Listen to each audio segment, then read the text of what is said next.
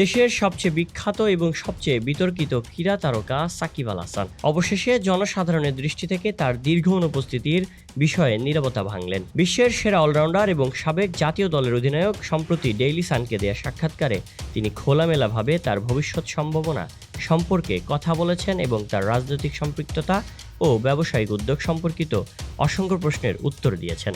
সাক্ষাৎকারে এক প্রশ্নের জবাবে সাকিব বলেন, আমি এমপি হওয়ার আগে এবং পরেও আমার মনোযোগ সবসময় ক্রিকেটের ওপরই ছিল।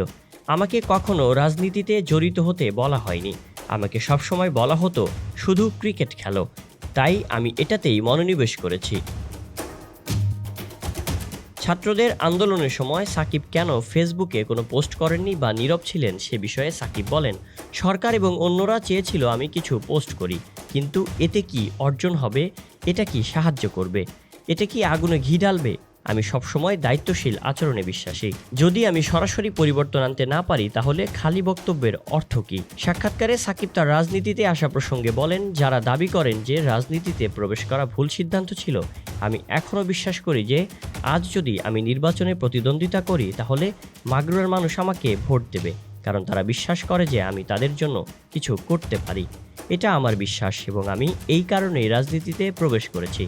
আমি বারবার বলি যে আপনি যদি সিস্টেমে প্রবেশ না করেন তাহলে আপনি কিভাবে পরিবর্তন আনতে পারবেন।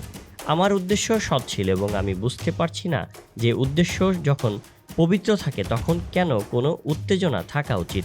এটা এমন নয় যে আমি কিছু পেতে বা ব্যক্তিগত কারণে রাজনীতিতে প্রবেশ করেছি।